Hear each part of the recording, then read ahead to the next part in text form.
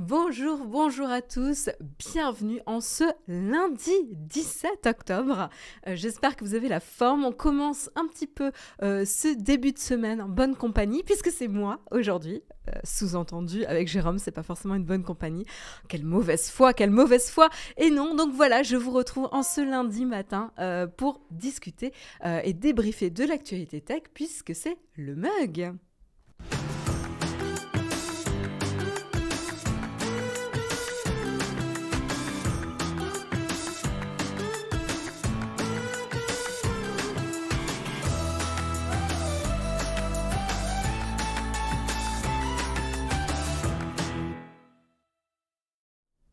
Bonjour encore à tous, j'espère que vous avez la forme. Je vais vous dire un petit peu bonjour dans la chatroom. Salut Melzébut, salut Elissa, salut Oleg, salut Samuel, salut Nicolas sympa. Ah bah au moins tu donnes le ton, t'es sympa Nicolas, très bien. Salut Fendoc, salut Collector Mix, salut Groll, un grand merci à toi pour ton soutien et ton abonnement, un grand merci. Allez, on pousse le train de la brousse, très bien, on pousse. Salut Strophantus, salut Lulu Simpson 80, salut Unwood, salut Sir Vivien, salut Not Carlis, salut The Noob, salut Mansal Camille, salut Sorcier 62, salut Salsa Bunny, salut Anna Détio, salut Laurent, salut Flonflon. Bonjour tout le monde, bonjour à toi également. J'espère que vous avez démarré en tout cas la journée du bon pied. Moi ça va, petit lundi inhabituel finalement, j'en profite pour boire mon thé. Tout simplement, j'étais pas dispo demain puisque je suis en déplacement normalement à Bruxelles si tout va bien. Et donc du coup, ça m'arrangeait de faire le mug le lundi matin. Donc on a échangé. Donc vous retrouverez du coup Jérôme demain matin. Voilà, c'est petite semaine exceptionnelle, mais ne vous inquiétez pas, on retrouvera nos bonnes habitudes dès la semaine prochaine. Voilà. Du coup, de quoi va-t-on parler ce matin? Donc je regarde un petit peu mon sommaire.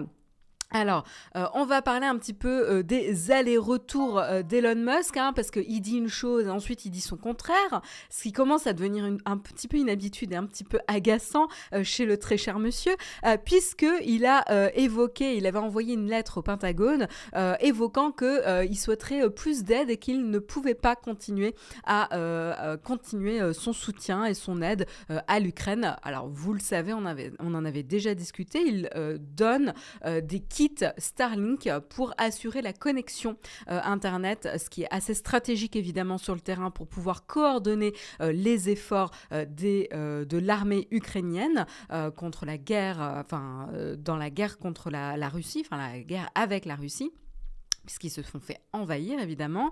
On en a parlé pas mal de fois depuis que la Russie a envahi l'Ukraine. Et donc, du coup, il y a non seulement l'envoi de ces kits Starlink, Starlink appartient à Elon Musk, évidemment, mais il y a également garantir le bon fonctionnement des kits Starlink. Il y a toute la maintenance des kits Starlink sur le lieu déployé là-bas. Et donc, du coup, ça serait très coûteux. Et donc, il commence à rechigner un petit peu. On verra un petit peu de quoi il en retourne et pourquoi, a priori, il se serait ravisé sur Twitter. Voilà, donc les fameux allers-retours d'Elon Musk, on en parlera en premier article ce matin. Et puis, on continuera avec le domaine de la guerre, ou en tout cas des armées, puisque cette fois-ci, on ira voir du côté de l'armée américaine qui, du coup, essaye de s'équiper en équipement de pointe. Ils essayent toujours de donner, de mettre à disposition de leurs armées et de leurs soldats le meilleur équipement, mais c'est pas toujours très très concluant. Et là notamment, ça serait un casque de Microsoft qui était censé augmenter les capacités des soldats avec une meilleure vision nocturne, etc., qui fait un flop. Heureusement, ils ont toute une batterie de tests pour assurer la viabilité de l'équipement sur le terrain, et c'est là où ils ont pu s'apercevoir que en fait, le casque de Microsoft serait pas forcément super au point. Voilà, donc on continuera après le fameux casque de Microsoft. On reviendra un petit peu sur Meta. Alors, je vous en ai déjà parlé la semaine dernière. On en a parlé d'ailleurs un peu longuement sur les mémos en interne où le VP de Horizon avait remonté un petit peu les bretelles de ses équipes en disant c'est pas normal que vous n'utilisiez pas Horizon et le métavers. Si vous ne l'utilisez pas, on ne peut pas s'attendre à ce que nos utilisateurs où la communauté arrive sur Horizon. Et en fait, là, on a un peu plus de détails, notamment sur le nombre d'utilisateurs qui sont sur cet univers, sur Horizon, et c'est pas joli, et surtout c'est très très loin des objectifs que s'était fixé à l'origine Meta.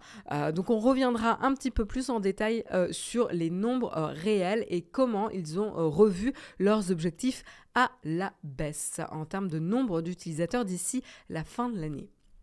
Et puis en cette période de fête, parce qu'on peut dire qu'on arrive dans cette période de fête ou de sortie aussi d'iPhone, etc. Et donc on se demande peut-être comment équiper la famille, comment renouveler ses appareils électroniques, genre smartphone, casque, AirPod ou en tout cas écouteurs connectés ou écouteurs Bluetooth. Je trouvais que l'article de TechSpot était intéressant, où il nous parle justement de 5,3 milliards de smartphones qui vont devenir du gâchis, ou en tout cas qui vont être mis de côté cette année pour renouveler. Et donc ça, c'est assez intéressant. Donc on parlera un peu chiffres ici aussi, mais cette fois-ci de qu'est-ce que ça représente un petit peu ce renouvellement de smartphone, comment ça impacte un petit peu nos usages, notre consommation, et évidemment, où est-ce que ça part après. Voilà, donc pour prendre un petit peu de recul sur nos habitudes de consommation, on fera un peu le point sur ce que ça représente à l'échelle aussi du monde. Et puis vu qu'on parle justement d'appareils qui vont partir un petit peu aux oubliettes et qu'on recycle pas forcément de la meilleure manière, là on va parler d'un casque audio qui m'a vraiment marqué, qui m'a interpellée, on va dire ça comme ça. C'est un casque audio sorti par Adidas, vraiment marque pour laquelle je n'attendais pas du tout en fait sur les casques audio. Alors je ne sais pas s'ils en ont déjà sorti avant, j'en avais jamais entendu parler, mais là voilà, c'est Adidas qui sort son casque audio qui a l'air assez bien pensé et super malin en termes d'impact écologique, puisque vous n'aurez même pas besoin de le recharger, puisqu'il va se charger et se suffire à lui-même avec un petit panneau solaire sur sa bande de casque. Vous allez me dire, mais ça va pas suffire, ça va pas recharger suffisamment rapidement, etc. Et puis il n'y a pas que ça qu'il faut prendre en compte évidemment pour l'impact sur l'environnement, et vous avez tout à fait raison. Il y a également les composants, la matière utilisée pour construire le casque, la durabilité également, la solidité et potentiellement la capacité de réparer ou de renouveler certaines pièces qui s'usent plus vite que d'autres. Donc on en parlera un petit peu ensemble tout à l'heure. Moi en tout cas c'est un casque qui m'a fait j'allais dire de l'œil ou plutôt de l'oreille. Vous me direz ce que vous en pensez évidemment dans la chatroom. Et puis on terminera par une petite tartine thématique sur Rings of Power. Depuis le temps que je voulais vous en parler, là, ça y est, dernier épisode diffusé vendredi. Et donc, du coup, tout naturellement, je voulais débriefer un petit peu de la série avec vous. Et donc, du coup, ça sera la tartine. Je marquerai bien le temps de pause, puisque très certainement, on spoilera un petit peu. Donc, je préviendrai avant pour éviter toute mauvaise surprise dans la chatroom. Donc, ceux qui n'ont pas vu le dernier épisode de Rings of Power, vous aurez le temps de nous quitter sereinement sans vous faire spoiler. Voilà, donc on débriefera de la première saison tout à l'heure. Voilà pour le menu du jour. J'espère qu'il vous plaît. Je vous propose de commencer sans plus tarder avec le Kawa.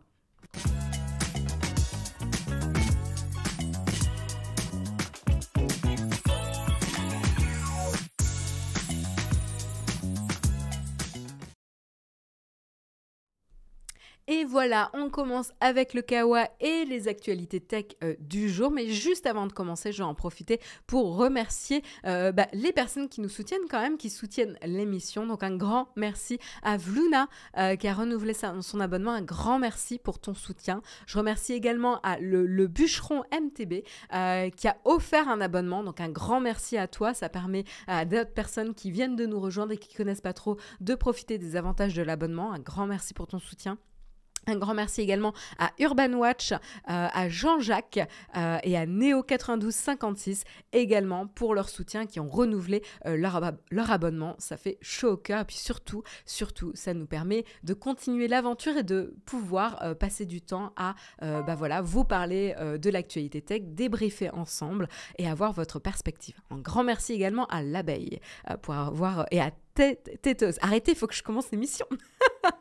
Donc un grand merci à l'abeille et à Téteuse pour leur abonnement. Un grand merci à vous pour votre soutien. Donc, on va commencer avec le premier article et on va revenir sur les pirouettes de Elon Musk, où il dit une chose et puis il revient un petit peu sur ce qu'il a dit. Qu'est-ce qui s'est passé ? Eh ben, il aurait, d'après CNN en tout cas, Elon Musk aurait déclaré au gouvernement américain qu'il ne pouvait plus financer l'assistance qu'il donnait à l'Ukraine via le biais des kits Starlink de connexion qui permettent de bénéficier d'une connexion Internet grâce au déploiement du réseau satellite de SpaceX. Et donc du coup avec ces kits qui sont donc acheminés sur le sol ukrainien et déployés, mis à disposition, et l'assistance également sur le terrain pour faire en sorte que ça fonctionne bien, etc. Tout ça devient très coûteux et qu'ils ne pouvaient plus donc le financer. Pourquoi aussi ? C'est que Starlink n'est pas profitable. Hein. Petit rappel aussi, c'est une société qui est donc en phase de monter en business et donc qui doit trouver aussi son marché, et là pour l'instant c'est pas encore profitable. Ce qui est bizarre un petit peu avec la déclaration d'Elon Musk qui date, alors attendez, j'essaie de retrouver la date, c'était le 14 octobre cet article et nous sommes le 17, 16, 15, vendredi. je fais le petit compte à rebours en arrière. C'était a priori vendredi, ou en tout cas jeudi pour les faits, et l'article a été publié vendredi. Et ce qui est un petit peu bizarre avec les déclarations d'Elon Musk, c'est que ça tient pas trop debout et c'est assez bourré d'incohérences. Donc là, c'est intéressant, il y a un article de Numérama qui décortique un petit peu les propos d'Elon Musk. Et en fait, ce qui est intéressant de se rappeler, c'est que sur le prix des kits Starlink, 85% des 20 000 terminaux envoyés, donc les terminaux, c'est kits Starlink envoyés sur le terrain en Ukraine, 85% ont été payés par les États-Unis, le Royaume-Uni, la Pologne et d'autres entités. Vous le savez, hein, il n'y a pas que des sociétés privées qui aident l'Ukraine, il y a majoritairement des pays qui soutiennent et qui aident par des moyens, que ce soit munitions, acheminement d'armes ou autres, comme ici l'acheminement des kits Starlink pour garantir une connexion. Ce qui est critique et très stratégique, hein, puisque sur le terrain, il faut pouvoir coordonner les équipes, les efforts et les troupes. Et donc, du coup, ça passe par une communication sur le terrain. Donc, pour que cette communication ait lieu, cette connexion est critique. Et donc, du coup, là, c'est quand même majoritairement des pays, à 85% des pays qui financent l'envoi et le paiement de ces kits Starlink. Mais Elon Musk, c'est ce qu'il précise dans son message, c'est que ce qui est le plus coûteux, c'est pas forcément les kits en soi, c'est de maintenir l'assistance dans le pays en question. Je rappelle que évidemment, on se doute que c'est quand même assez critique. Pourquoi ? Parce qu'en fait, les Russes vont tout faire pour faire tomber cette communication. Comme je vous le disais, c'est un enjeu stratégique ici sur une zone de guerre. Et aussi, on se doute bien qu'il va y avoir des tentatives de cyberattaque pour faire tomber justement le réseau et la communication pour les troupes ukrainiennes. Et donc, du coup, on se doute que l'aide et l'assistance apportée pour faire en sorte que le système Starlink fonctionne sur le terrain doit être plus coûteux qu'en temps normal chez un particulier, par exemple. Mais bon, quand même, le prix avancé est très haut. C'est-à-dire qu'il avance que ça va représenter 400 millions de dollars pour les 12 prochains mois. Et ça veut dire aussi que chaque kit nécessiterait un abonnement de 4 500 dollars par mois pour de l'assistance. Or, ce qui est intéressant, c'est que normalement, un abonnement professionnel Starlink coûte autour de 500 dollars par mois. Alors, certes, d'abord, c'est pour un abonnement professionnel. Ça coûte 500 $. Alors, je veux bien évidemment que les risques encourus sur le terrain et les complexités avec les tentatives de cyberattaque augmentent évidemment le prix de l'assistance. Mais bon, passer de 500 $ à 4500 $ par mois, c'est quand même un gros saut en termes de prix, quoi. De plus, le Pentagone se charge encore de payer 30% de la connectivité déterminée en Ukraine et les kits pour les particuliers, eux, ne montent que à 60 $ par mois. Mais bon, ici, comme on est dans un contexte de guerre et d'équipement de l'armée ukrainienne, on se dit que c'est quand même majoritairement pour un usage pour l'armée et donc du coup que ça peut, on peut se rapprocher plus du prix professionnel. Mais du coup, ça reste quand même un petit peu difficile de comprendre cette facture de 4500 $ par mois pour l'assistance de chaque kit Starlink. Voilà. Donc voilà, c'est vrai que c'est pas très bien vu en termes de déclaration. Ça donne un peu l'impression qu'Elon Musk essaye de gratter un petit peu et de bouffer à tous les râteliers. Ce qui est quand même, dans ce contexte-là, un petit peu, d'un point de vue opération de communication, pas super positive. Voilà, juste disons-le quoi. Alors évidemment, hein, ça représente quand même un coût pour la société, parce que tout n'est pas payé à 100%, donc il y a quand même un coût qu'absorbe Starlink. Mais bon, le coût, il est quand même pas... la grande partie est financée par des pays et autres, quoi, hein, et autres entités. Donc voilà, il faut aussi le rappeler. Ce qui est intéressant, c'est que du coup, il y a eu un petit revirement, puisque comme à son habitude, il adore s'exprimer sur Twitter, même si des fois il devrait se retenir. Ça nous ferait des vacances. Et donc, du coup, il a reculé un petit peu sur sa déclaration. Il a précisé qu'il allait continuer à soutenir le gouvernement ukrainien avec justement ce soutien via Starlink gratuitement, même si Starlink est en train de perdre de l'argent. Après tout, quand même, Starlink, c'est quand même une boîte privée qui est censée générer de l'argent, hein, du business, des bénéfices, pour pouvoir continuer à faire de la R&D, de la recherche et développement, mais également être rentable au bout d'un moment, quoi. Donc évidemment, le fait de s'être engagé à soutenir l'Ukraine, bon d'abord ça leur fait quand même une pub de malade, voilà, donc il y a ça aussi, hein, c'est quand même une opération de communication aussi pour Starlink, qu'ils auraient payé autrement pour augmenter l'adoption. Donc il y a ça aussi à garder en tête, ça reste que c'est quand même un investissement, et que du coup, à un moment donné, peut-être que c'est pas suffisamment intéressant pour eux. Donc du coup, en effet, il a confirmé dans un tweet et dans une déclaration au Financial Times que SpaceX allait continuer à soutenir l'Ukraine avec l'accès au réseau satellite de Starlink et que ça serait de manière indéfinie dans le temps, que ça allait continuer et qu'il n'y avait pas de date, de date où il arrêterait le soutien, donc c'est plutôt encourageant. Et ce qui est intéressant aussi, c'est que le Times avait déjà signalé que les troupes ukrainiennes avaient rencontré plusieurs difficultés avec des arrêts du réseau Starlink. Donc on comprend un petit peu l'importance quand même pour les troupes sur place, sur le terrain, d'avoir cette connexion.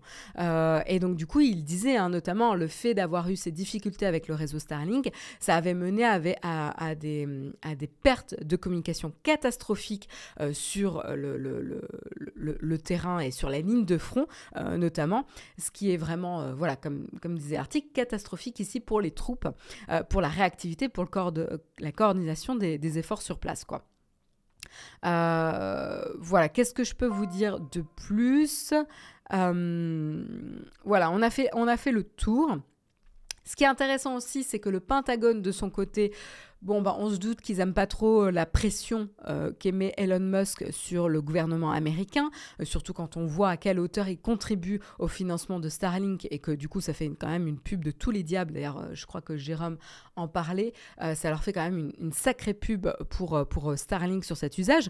Le gouvernement américain a quand même reconnu que ils étaient en train de discuter des paiements avec SpaceX et qu'ils étaient également en train de regarder des alternatives potentielles.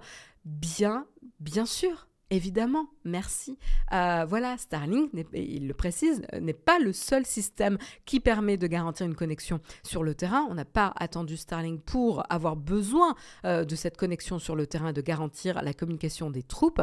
Et donc potentiellement, il y a des solutions alternatives qui seraient peut-être moins chères, plus faciles à déployer, etc.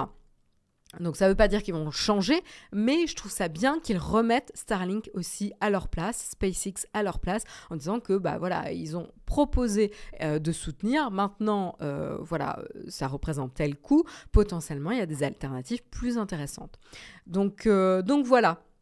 Bras de fer ici, du coup, et tension entre Elon Musk avec sa société SpaceX et ses kits Starlink et le gouvernement américain et l'Ukraine par rapport à cette maintenance des kits Starlink et de communication, quoi. On espère en tout cas que ça va... En tout cas, que la communication pour les troupes va être garantie quand même dans les temps à venir. Je lis un petit peu vos commentaires dans la chatroom. Hop. Je regarde un petit peu vos messages. Hop. Alors, je vous rappelle que Starlink, c'est pas juste un artiste, qu'on ne demande pas à un artiste d'aider gratuitement, mais il y a une opération de communication ici à l'échelle internationale, parce qu'on ne peut pas dire qu'Elon Musk a été particulièrement discret avec son soutien à l'Ukraine. Et donc, du coup, c'est une vraie opération de communication. C'est pas juste on paye l'artiste via de la visibilité. Là, il y a une vraie visibilité à l'échelle internationale. Donc, non, quand même, ça se chiffre, quand même, ça. Ça se chiffre. Je pense que Musk cherche à sortir de ça car ça leur coûte trop cher. Limite, si le Pentagone repasse à un système satellite classique, ça l'arrangerait. Non, mais j'entends que ça puisse leur coûter de l'argent. Après, je pense que c'est bien qu'on remette en perspective ce que la lettre d'Elon Musk ne faisait absolument pas sur qui paye quoi et à quelle hauteur. Je pense que ça revient plus cher au gouvernement américain que ça ne revient au business de Starlink et de SpaceX. Après, c'est vrai qu'ils n'ont pas la même force de frappe ici. Et que les États-Unis ne sont pas les seuls à contribuer au coût aussi d'amortissement des kits Starlink. Mais maintenant, voilà, c'est une discussion à enclencher. Et c'est vrai que la manière dont ça a été partagé et le revirement d'Elon Musk, encore une fois, ça fait vraiment gamin capricieux, surtout après les déclaration d'Elon Musk où il va se dire par rapport à l'annexion des différentes régions de l'Ukraine, qu'est-ce que vous en pensez, etc. Genre en s'inventant en espèce de négociateur entre la Russie et l'Ukraine, ce qui n'est absolument pas son rôle, c'est complètement déplacé et à un moment donné, il devrait rester sur ce qu'il connaît au lieu de donner son avis sur tout et n'importe quoi. Quitte à mettre en danger la diplomatie et les négociations déjà en cours. Donc, à un moment donné, c'est bien de tourner sa langue dans sa bouche quelquefois. Voilà. Vous voyez qu'il y en a un qui commence à me taper sur le système avec ses déclarations. Mais assez parlé d'Elon Musk, on va parler maintenant de l'armée américaine. Qu'est-ce qui se passe du côté de l'armée américaine ?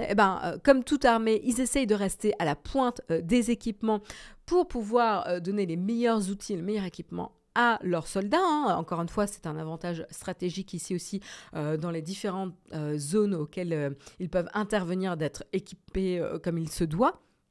Et donc, du coup, pour le contexte, en 2021, le gouvernement américain avait signé un contrat assez énorme de 22 milliards de dollars avec Microsoft. Quel était le but de ce contrat ? Tout simplement, l'objectif était d'équiper ces soldats de lunettes intelligentes qu'on appelle IVAS. IVAS, en fait, c'est un acronyme pour Integrated Visual Augmentation System. Voilà, donc ça, c'était le nom de ces petites lunettes intelligentes, qui sont d'ailleurs pas si petites que ça, on dirait. Et donc, ce sont des lunettes intelligentes de dernière génération.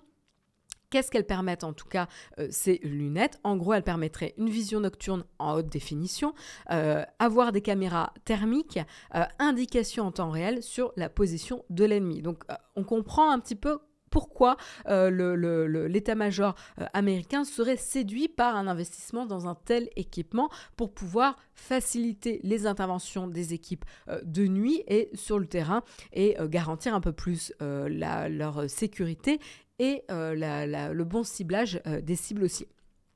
Alors, ce qui s'est passé, c'est que déjà, il y a eu des premières difficultés en termes de livraison, ça a pris du retard, ça a été livré au compte-gouttes, mais surtout, en fait, le plus gros problème, c'est que les appareils ne fonctionneraient pas comme ils devraient.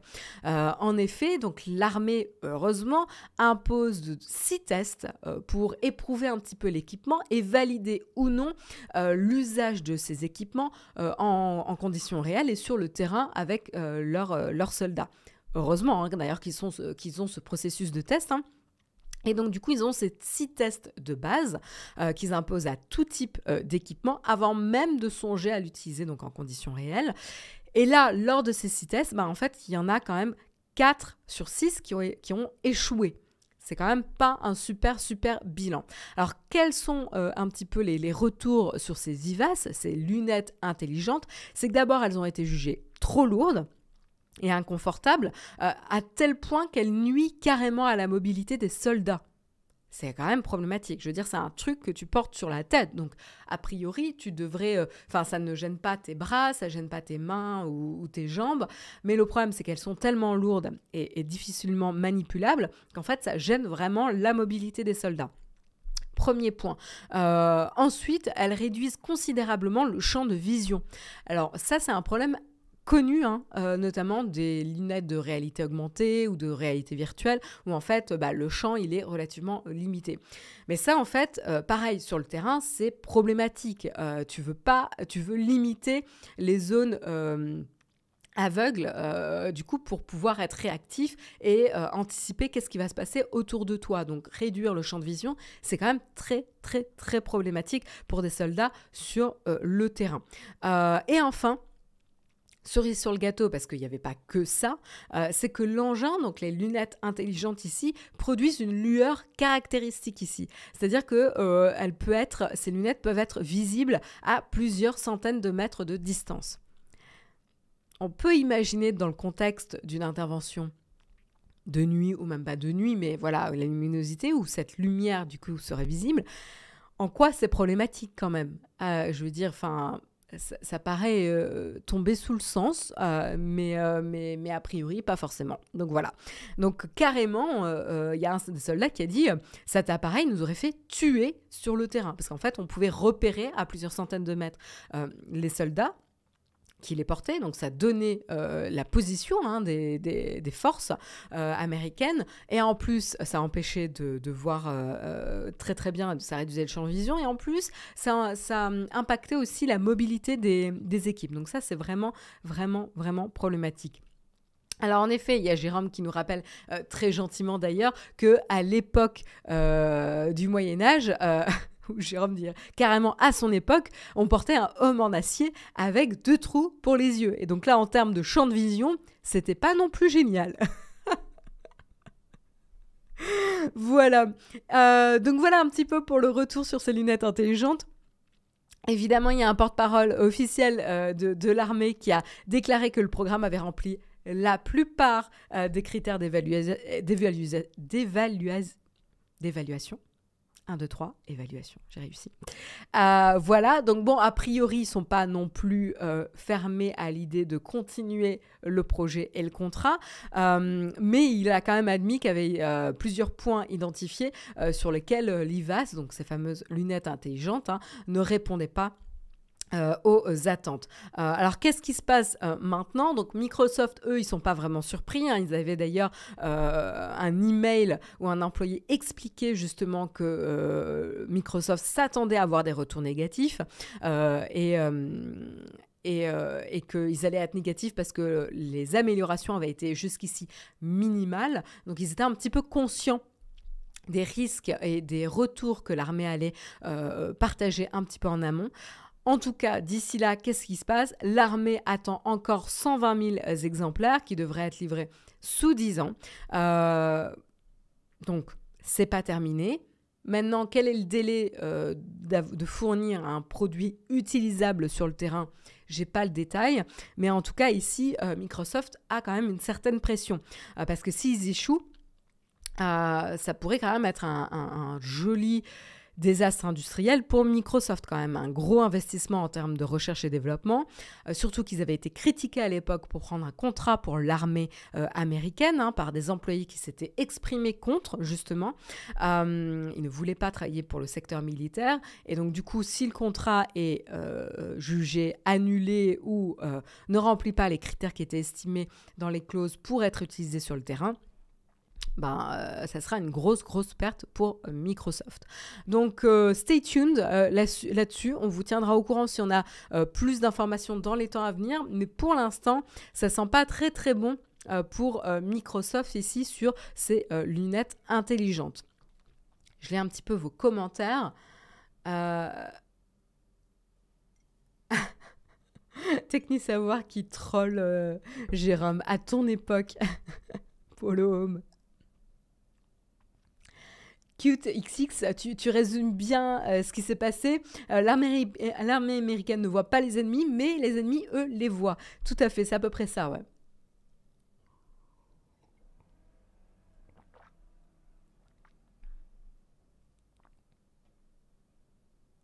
C'est peut-être ça le but de Microsoft, faudrait voir de quel côté ils sont. J'en doute, j'en doute.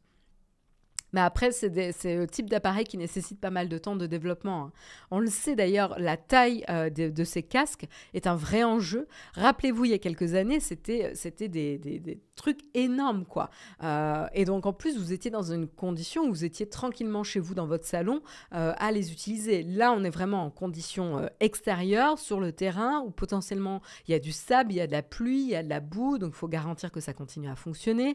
Et puis après, il faut garantir que le poids et le maintien sur la tête soit optimal sans avoir à tout le temps à le repositionner ou à le porter, etc. Parce qu'en fait, tu as quand même ton équipement à porter. Yves Barrel nous dit l'armée française avait étudié il y a 20 ans un projet de casque intégral avec visière pour les combattants débarqués au travers du programme Félin avant de faire marche arrière. Oui, après 20 ans, c'était il y a quand même un sacré bout de temps et que potentiellement aujourd'hui, la technologie a fait quand même des gros bonds en avant. On l'a vu dans les dernières années avec la réduction des formats de ces casques, donc à voir.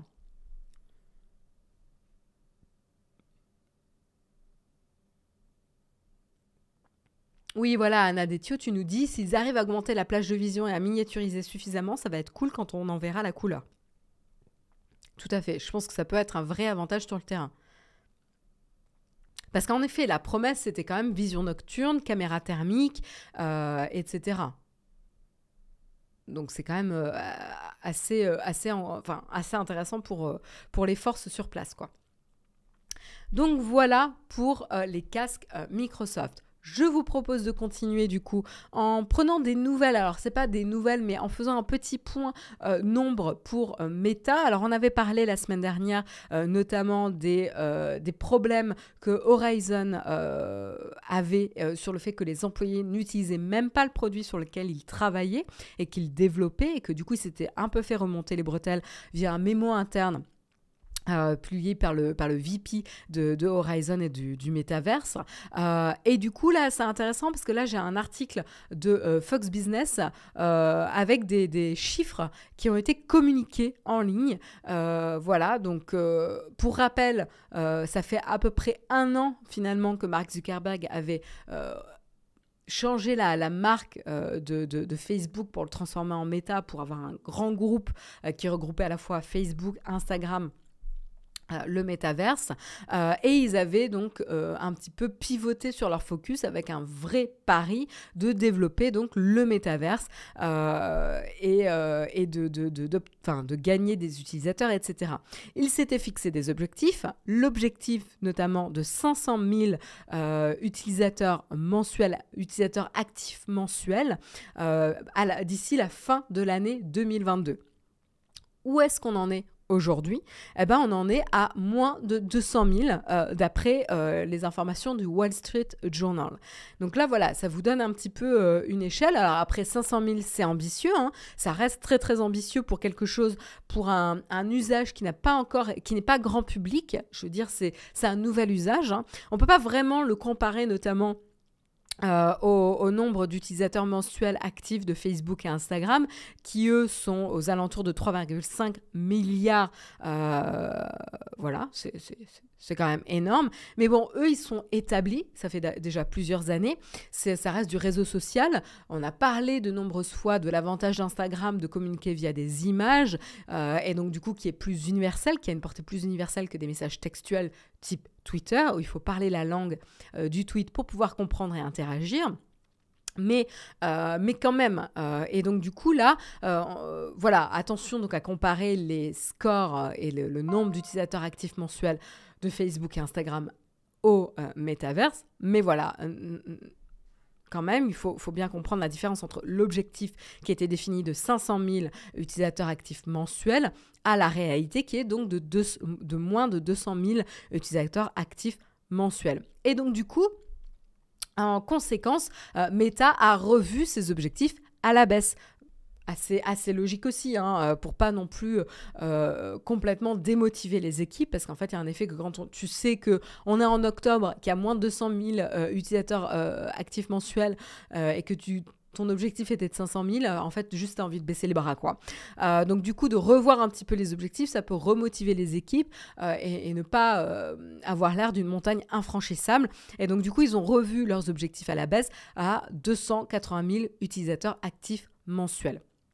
Voilà, donc voilà un petit peu pour le nouvel objectif fixé ici, à voir s'ils vont réussir à l'atteindre, hein. En tout cas, ce qui est intéressant, c'est que les documents qui ont été divulgués aussi montrent que l'utilisateur typique d'Horizon arrête d'utiliser l'application, donc l'application Metaverse Horizon, après 1 mois et que la base d'utilisateurs n'arrête pas de décliner depuis le printemps.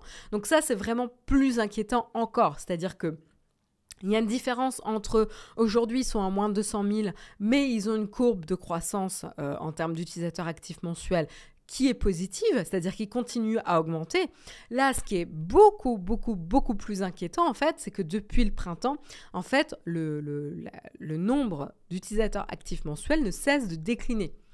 Donc là, c'est vraiment une tendance très, très, très inquiétante pour Meta. Et donc, du coup, ils vont devoir rapidement prendre des décisions drastiques. Et je pense que, du coup, on comprend un peu mieux les mémos internes qui ont été publiés. Ça ne change pas que le ton et les formules employées, pour moi, étaient incorrectes. Voilà, c'est pas en faisant pression et en obligeant les équipes à les utiliser que ça va faire le succès d'un produit. Il faut peut-être plus se poser la question gênante de pourquoi les gens ne l'utilisent pas. Et donc du coup voilà, en tout cas pour Horizon, qu'est-ce qui se passe aussi, c'est que Horizon contient toute une vaste collection d'espaces, d'endroits virtuels où les utilisateurs peuvent apparaître en tant qu'avatars flottants, vous savez, les petits avatars sans jambes, et interagir les uns avec les autres à travers le monde. Et pour l'instant, une autre donnée intéressante, c'est que seulement 9% des mondes qui ont été créés par les différents créateurs sont visités par au moins 50 personnes. 50 personnes, c'est pas énorme, hein. C'est-à-dire qu'il y a moins de 9%, enfin seulement 9% des mondes créés dans le métaverse ou Horizon qui sont visités par au moins 50 personnes. Alors vous allez me dire, mais c'est peut-être parce qu'il y a beaucoup, beaucoup, beaucoup de monde. Sachant qu'il y a moins de 200 000 utilisateurs actifs mensuels et que ça est en train de décroître et que finalement tout le monde n'est pas forcément créateur de monde, c'est quand même pas très très encourageant. Et donc du coup, ça veut dire que si seulement 9% des mondes ont à peu près 50 personnes qui le visitent, ça veut dire que la majorité, c'est-à-dire toute l'autre partie, 91% des mondes, n'ont aucune visite, à peu près, ou très peu, moins de 50 personnes qui les visitent. Donc du coup, voilà, c'est quand même des chiffres qui sont assez inquiétants pour Meta. Alors évidemment, on avait parlé de pourquoi les gens n'y vont pas, pourquoi ils arrêtent de l'utiliser après 1 mois, que le nombre d'utilisateurs actifs mensuels baisse. Ça pourrait être très bien lié à la qualité du graphisme et de la définition, des bugs qui ont été rencontrés sur la plateforme, qui ont été mentionnés. Tout ça, ça a été mentionné dans les mémos internes qui ont été communiqués auprès des équipes. Donc, je pense que c'est pour ça que, voilà, il y a un espèce de lockdown, de confinement des équipes pour se concentrer sur ces bugs et avancer sur la qualité un petit peu des graphismes, des problèmes rencontrés par les utilisateurs pour que ça soit utilisable, tout simplement. Voilà, surtout sur un nouvel usage tel que le Metaverse ou Horizon, où en fait l'expérience doit être quand même suffisamment intéressante, innovante et bonne pour au moins que les gens essayent et persévèrent un petit peu. Là, il y a trop de problèmes pour que les gens persévèrent. Donc à voir si on y arrive, s'ils y arrivent dans les temps à venir. Mais je trouvais ça intéressant d'avoir les nombres et les données un petit peu partagées dans l'article. Vous en pensez quoi dans la chatroom? Ah, il y a Nelly Eric qui nous disait qu'ils voulaient tester leur métaverse, mais que son casque, l'Oculus Rift S, n'est pas compatible. Donc du coup, il va racheter un nouveau casque. T'es super motivé quand même, Nelly Eric. Hein.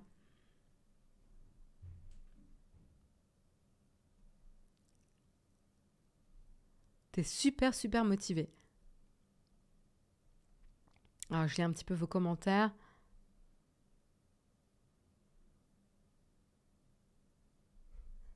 Ouais, donc faudra voir. Hein. Faudra voir.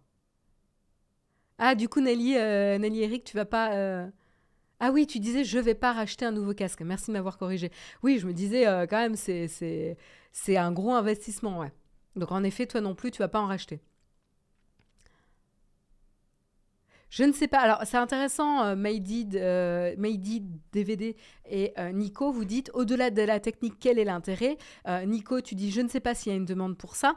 En fait, tu peux avoir des produits et des expériences qui vont répondre à un besoin connu, existant des utilisateurs. Mais tu peux avoir des produits qui vont ouvrir un marché, c'est-à-dire qui vont créer le besoin eux-mêmes. C'est beaucoup plus difficile, hein, on est d'accord. C'est beaucoup plus risqué aussi. Voilà, donc je suis d'accord avec toi. Pour l'instant, en termes d'usage, on n'a pas eu un usage très probant ou un cas d'usage très probant pour vraiment motiver les gens à aller sur cette plateforme. Après, ça peut prendre parce que finalement, vous avez une communauté de créateurs qui a fait des mondes super intéressants, il y a du bouche à oreille, du coup les gens ont envie de tester. Mais moi aussi, c'est-à-dire que j'ai du mal à comprendre l'intérêt du métaverse.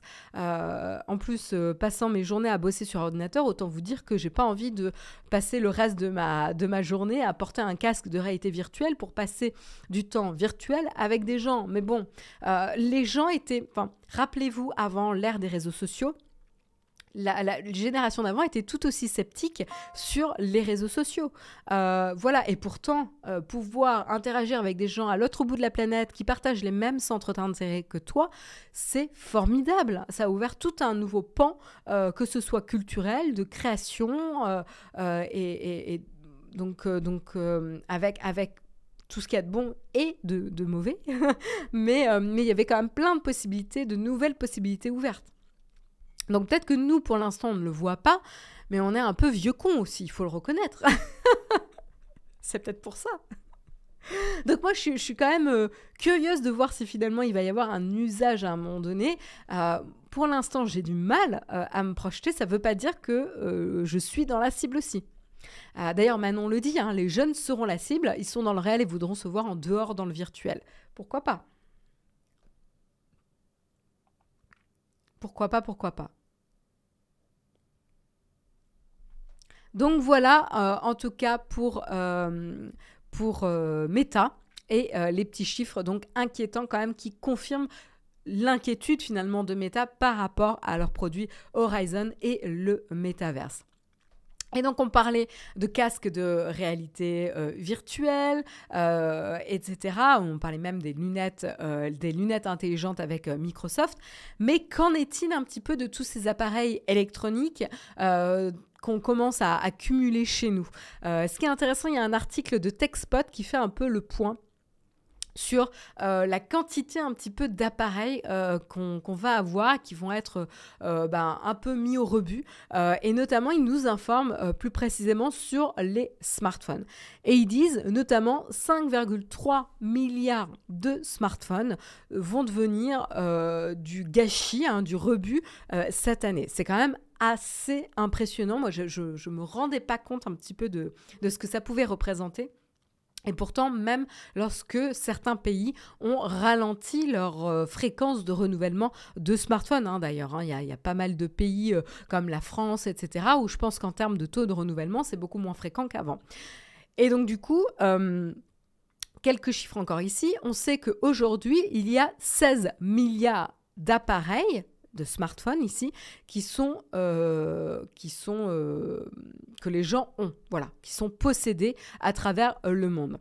Et donc de ces 16 milliards de smartphones, il y en a presque un tiers, c'est énorme quand on y pense, il y a presque un tiers de ces smartphones qui vont être a priori mis au rebut cette année, plus utilisés, mis dans un tiroir, recyclés, revendus, etc.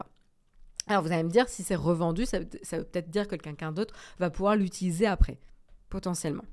Et les experts attendent à peu près 5,3 milliards donc, de smartphones qui vont arrêter d'être utilisés en 2022. C'est quand même énorme. Vraiment énorme quand on y pense. Qu'est-ce que ça représente? Pour vous donner une image, même si ces images sont toujours un peu sensationnalistes, on va dire... c'est que si tu poses chaque smartphone les uns sur les autres pour faire une grande colonne, ce qui est évidemment pas possible parce que ça tomberait beaucoup plus rapidement que prévu, et si tu assumes que chaque appareil est à peu près à une épaisseur de 9 mm, ça représenterait 120 fois la hauteur de la station internationale, la station spatiale internationale. C'est énorme. Et ça représenterait 1/8 de la distance jusqu'à la Lune. Ça fait flipper, en fait. Quand on dit ce genre de choses, ça fait quand même flipper. Après, j'ai envie de vous dire, j'ai aucune idée de la taille de la station spatiale internationale. Donc, en fait, voilà. Mais ce genre de chiffre du genre 1/8 de la distance jusqu'à la Lune, ça donne des vertiges un petit peu. Mais bon, voilà. Ça, c'est... évidemment, à prendre avec des pincettes. Mais bon, quand même, 5,3 milliards de smartphones mis au rebut, c'est quand même énorme. Je lis un petit peu vos commentaires. Hop. Et il y a beaucoup plus de personnes qui font appel au reconditionné aussi. Je pense que c'est en train de s'inscrire dans les mœurs. J'espère, Tokaji, j'espère.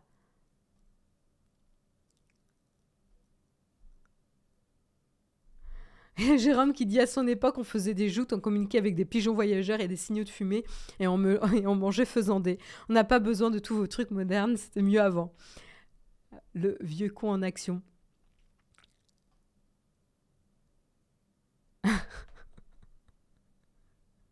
Un bon coup de masse d'armes et tout devient compatible. Et Nicolas rajoute aussi qu'il a fait une émission sur France Info sur l'impact écologique, dont une info sur l'extraction des minerais rares, qui fait consommer l'équivalent de 60 piscines olympiques d'eau par jour. Minute écolo de Marion. Bah oui, non, mais c'est intéressant quand même de comprendre un petit peu comment notre consommation et nos usages impactent vraiment l'environnement. Donc ça reste intéressant, je pense, d'en parler. Qu'est-ce que je peux vous dire de plus ? Alors, ce qui est intéressant, c'est qu'ils sont intéressés au nombre d'appareils électroniques moyens par foyer, par exemple. Et donc là, ils ont fait des sondages de juin à septembre 2022 sur environ 8775 foyers européens. Donc, c'est vraiment européen ici, c'est nous, à travers 6 pays. Je n'ai pas la liste des pays, ne me la demandez pas. Et a priori, le foyer moyen obtient, ou en tout cas possède, 74 produits électroniques. Donc ça inclut, donc c'est tout ce qui est gadget tech. Donc ça inclut tout ce qui est smartphone, tablette, tout ce qui est appareil du type grille-pain ou sèche-cheveux, etc. Et donc voilà, donc c'est énorme, mais en même temps, ça regroupe beaucoup de choses. Donc, c'est tout ce qui est gadget tech. Et ce qui est intéressant, c'est que sur ces 74 produits électroniques, il y en a en moyenne 13 qui sont considérés comme inutilisables ou plus du tout utilisés ou mis encore une fois au rebut. Vous les gardez parce que vous vous dites peut-être que vous les utiliserez plus tard ou ça peut dépanner. Par exemple, qui va me dire qu'il n'a pas un smartphone qui met un petit peu de côté au cas où si son smartphone récent ne fonctionne plus. Alors moi, j'en ai pas. Mais à un moment donné, j'en avais. À une certaine époque, j'avais un Android et un iPhone. Et comme ça, je pouvais d'abord switcher entre les deux, ce qui était super confortable pour mon métier. Et en avoir un de backup si mon smartphone principal tombait en rade, quoi.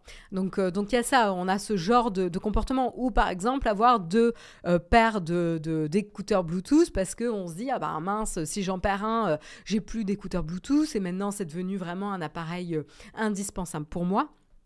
Moi, quand je réfléchis, par exemple, j'ai donc un smartphone, alors une paire d'écouteurs Bluetooth, j'ai un iPad, j'ai une Kindle. Donc ça, c'est vraiment les trucs que j'utilise tous les jours. J'ai 2 batteries de smartphone, les deux batteries portables que je peux avoir. J'ai un grille-pain, un sèche-cheveux, j'ai une bouilloire. Enfin voilà, on peut finalement, le nombre d'appareils finalement peut monter très très vite. Alors un appareil que j'utilise plus, je réfléchis. Les batteries, je les utilise, mais pas tout le temps. Ah oui, j'ai un iPod Nano que je n'utilise plus. Je ne l'ai pas utilisé, je pense, depuis plusieurs années. Qu'est-ce que je peux avoir ? J'ai une Game Boy Color aussi, que je garde plus parce que je la collectionne, que je ne l'utilise finalement. Pareil, donc qu'est-ce que j'ai de plus ? J'ai 3 paires. Non, en fait, je disais que j'ai qu'une paire d'écouteurs Bluetooth, mais en fait, j'en ai 2 ou 3 dédiés à la course et j'en utilise qu'une finalement au quotidien. Et encore, me demandez pas la dernière fois où j'ai fait mon jogging. donc voilà, c'est intéressant de se dire, ok, je réfléchis un petit peu aux appareils que j'utilise vraiment et qu'est-ce que je fais des appareils que je n'utilise plus.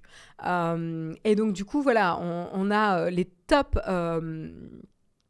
on a le top 5, le top 5 de ces appareils, de ces types d'appareils un petit peu électroniques. Et on a en premier, dans les tops d'appareils qui sont un peu mis de côté. Ben oui, j'ai 2 grille-pains en fait. Il y en a un que j'utilise pas et il y en a un que j'utilise. Il y a des trucs un peu absurdes comme ça. Parce qu'on a déménagé, du coup on a changé, etc. Et donc du coup, dans les tops des types d'appareils qui sont mis au rebut, que vous n'avez pas jeté ou recyclé, etc., ou revendu, il y a notamment tout ce qui est écouteurs. Excusez-moi, je fais la traduction en temps réel. Des télécommandes. Il y a également tout ce qui est montre. Fer à repasser. Après, il va y avoir des disques durs externes. Ah oui, j'y avais pas pensé. J'en ai. Coupable. Disques durs externes. Alors là, pour le coup, souris, clavier, routeur. Eh ouais, là, à mon avis, votre liste, elle augmente là. Surtout vous dans la chatroom, on est un public, en tout cas on est une communauté très très tech. Et puis après il va y avoir les téléphones mobiles, les smartphones. Et puis après il va y avoir tout ce qui est équipement pour préparer la nourriture. Tout ce qui est grille-pain, robot, grill, etc., etc. Et donc du coup, c'est intéressant parce que quand on interroge les gens sur pourquoi ils gardent ce type d'appareil alors qu'ils ne les utilisent pas forcément, que certains d'ailleurs sont peut-être cassés, tu vois, c'est ce qu'ils disent sur les 13 appareils que vous n'utilisez plus, il y en a quand même 9 qui sont gardés mais pas utilisés et 4 qui sont cassés, carrément. Donc voilà, sur les 13, il y en a 4 qui sont cassés. On peut se demander pourquoi vous les gardez. Juste parce que vous... Alors voilà. Donc là, du coup, ils ont posé des questions. Et la majorité des personnes qui ont répondu au sondage, 46%, ont répondu qu'en fait, ils gardent les appareils parce qu'ils pensent qu'ils vont peut-être les utiliser à un moment donné dans le futur. Voilà. Donc ça, c'est vraiment, ça marche encore. Je le jette pas, je me dis, je peux l'utiliser potentiellement. D'autres, 15%, ont dit qu'ils pensaient les vendre ou les donner. Voilà, donc ça c'est ce qu'on se disait, il y a tout un marché de revente, de reconditionner potentiellement. Ici encore, le reconditionner c'est encore différent. Et 13% qui ont dit que ces appareils avec une valeur sentimentale ici, où ça peut valoir quelque chose dans le futur. Donc là, ça peut être de la collection. Donc là, c'est 9% pour ceux qui disent ça peut valoir quelque chose dans le futur.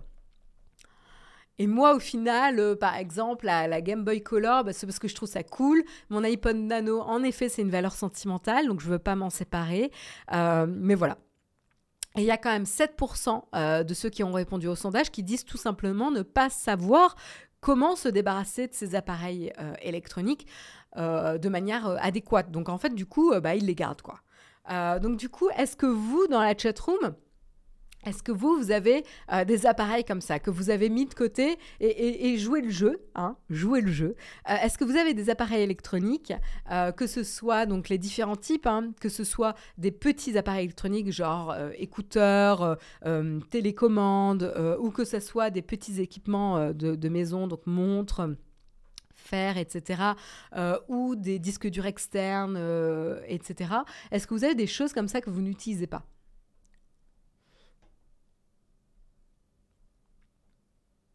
Il y a FRJS qui dit « Si j'utilise pas et que ça fonctionne, je revends ». Mais alors du coup, c'est intéressant, c'est sous quel délai ? Quel délai tu te donnes pour dire « Ok, je l'utilise plus ». Est-ce que c'est un mois, une semaine, un mois, 6 mois, un an ? Parce qu'il y a ça aussi. C'est à partir de quel moment tu te dis « Tu ne l'utilises plus ». Est-ce que c'est parce que tu l'as remplacé ou est-ce que c'est juste t'en as plus l'utilité ? Par exemple, moi j'avais un sèche-cheveux que je n'avais pas utilisé, je pense, depuis 6 mois. En fait, je me remets à l'utiliser en hiver parce que quand il fait froid, je ne veux pas sortir la tête mouillée pour ne pas attraper froid, quoi. Il y a des trucs un peu comme ça que tu n'utilises pas forcément souvent. Ah oui, Laurent, tu me dis un compact Panasonic. Attends, je crois que j'en ai un. Tu me mets un doute. Il y a Théo Lebowski qui nous dit « J'ai encore tous mes téléphones des 15 dernières années ». Voilà, ça donne une bonne idée aussi. Mais là, tu fais une collection.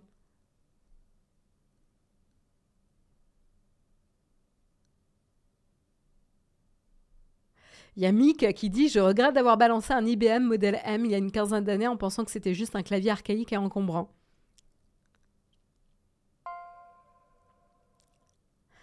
Il y a EDC Moi qui dit « Il faut que je fasse 25 km pour emmener un vieux téléphone qui ne prend pas de place dans un tiroir et qu'ils vont enterrer dans une carrière. » Il y a ça aussi. Est-ce que finalement, si je mets mon appareil à recycler, est-ce que ça va être correctement recyclé, etc. Ou est-ce que ça va contribuer à la pollution ? Et est-ce que finalement, le garder chez soi, c'est pas aussi contribuer à la pollution ? Encore une fois, je suis pas là pour donner des leçons. Moi-même, je me rends compte que j'ai plein d'appareils que je garde et que je ne recycle pas comme je devrais. Ma raclette, je la jetterai jamais. Ouais, typiquement, la raclette, c'est le truc dont tu te sers 3 mois dans l'année, quoi. Et encore. Il y a Baron Maruton qui a un lecteur Laserdisc auto-reverse. Je le garde précieusement. Merci beaucoup FRJess, elle vient de nous partager un lien pour savoir quoi faire de nos appareils. Un grand merci pour avoir partagé ce lien, super utile. Huge 69009, en quoi garder chez soi est polluant, j'entends dans un placard. Parce qu'en fait, certains appareils qui ont des batteries, les batteries vont à un moment donné vieillir et devenir dangereuses. Si elles gonflent, etc., et vont potentiellement libérer des composants qui vont pas être très très bons pour la santé. Donc c'est pas non plus... Voilà, il faut faire attention quand même à pas garder des appareils qui pourraient représenter un danger. Donc, en fait, se poser la question de qu'est-ce que tu veux garder, etc., c'est bien. On sait que les batteries, on a eu le cas avec des batteries de Mac qui gonflaient ou des batteries d'une certaine marque de smartphone qui gonflaient, etc. Voilà, donc Osirix nous dit, le pire, c'est les batteries au lithium polymère. Ça peut exploser, brûler, faut les mettre dans des boîtes en métal. Hépatitus nous dit d'ailleurs, c'est sûr, mais quand tu es en campagne, c'est compliqué de le faire proprement, ouais. Il y a des défenseurs de la raclette qui me disent 3 mois dans l'année, hérétique. La raclette, c'est la vie. J'ai pas dit que j'aimais pas la raclette. Mais j'en mange peut-être pas aussi souvent que vous. Ah ouais, les clés USB, c'est aussi un bon exemple, ouais. Est-ce qu'on peut repartager le lien que FRJS a partagé pour ceux qui le souhaitent? Et peut-être qu'on peut rajouter le lien, si c'est possible, Samuel, dans le Flipboard Nowtech, comme ça pour ceux qui consulteront les articles, ils pourront retrouver aussi la source d'information. Merci beaucoup. Voilà. Mais ouais, merci beaucoup d'avoir partagé la ressource. Donc voilà, je pense que c'est bien de toujours un petit peu se poser, enfin de se rappeler un peu qu'est-ce qu'on a consommé, quels sont les appareils qu'on garde, lesquels valent vraiment la peine qu'on les garde, lesquels potentiellement on pourrait revendre pour que ça soit réutilisé par d'autres. Après, il y en aura toujours qu'on veut garder peut-être pour une valeur sentimentale, etc. Maintenant, je pense que dans tout ce qu'on a, on peut se faire des fois une petite vérification, au moins peut-être une fois tous les 6 mois, une petite vérification pour qu'est-ce qui vaut de recycler ou de donner ou de revendre, etc. Donc, prendre des bonnes habitudes comme ça. J'en profite avant de passer au prochain article pour remercier chaleureusement Télévore85, Nizarkani, Pierrot Lecon, Manon 4096, Eric Mia 14 et Johan Schne qui ont soutenu la chaîne. Un grand merci à vous pour votre soutien. Merci beaucoup. Et donc du coup, comme on parle de recyclage et d'appareils électroniques et du fait que il faut faire attention à notre impact et à notre consommation et peut-être s'orienter peut-être vers des appareils qui sont un peu plus conscients de leur impact finalement sur l'environnement, et du coup, dans ce contexte, j'ai eu un gros coup de cœur. Alors, c'est pas sponsorisé, etc. Je n'ai pas été payée par Adidas. Mais je suis tombée sur un article qui m'a interpellée, un article de Mashable, qui présente un casque audio de Adidas que je trouve super cool sur le concept. Alors, je ne l'ai pas testé, donc je ne peux pas vous dire qualité de son, qualité de fabrication, etc. Mais en tout cas, le petit test de Mashable, moi, m'a donné super envie de découvrir ce casque audio. Et donc, je vais voir, peut-être, vous, dans la chatroom, vous en avez entendu parler. Peut-être que vous avez eu la chance de le tester. Et ça m'intéresse d'avoir votre avis, si c'est un type d'appareil sur lequel vous seriez prêt, finalement, à vous orienter, si vous deviez changer de casque audio. Et donc, l'appareil dont je voulais vous parler, je vais d'abord peut-être vous le montrer. Hop, pour que vous voyez un petit peu à quoi il ressemble. Hop, donc c'est ce casque-là. Donc vous pouvez voir qu'il a un design... moi, je trouve que le design est super réussi. J'adore le look, très épuré. Petit format avec des petites oreillettes qui vont se poser donc sur les oreilles. Vous avez un système de réglage d'ailleurs de distance d'oreillette qui a l'air assez smart. Il a l'air d'avoir une ossature assez solide avec ces espèces de tiges qui vont ensuite passer dans le bandeau du casque. Voilà. Donc là, vous voyez un petit peu à quoi il ressemble. Ce casque... c'est donc le Adidas RPT02 Sol. On a toujours des noms à coucher dehors pour des appareils électroniques. Mais en tout cas, vous pouvez retenir, c'est le Adidas Sol, parce que je crois que c'est leur premier casque qui se charge avec un écran, un panneau solaire. Donc, vous pouvez retenir dans votre tête Adidas Sol. Vous pourrez plus facilement le retenir. Sol comme solaire, évidemment. Donc voilà, donc le premier casque comme ça qui va se recharger avec l'énergie solaire.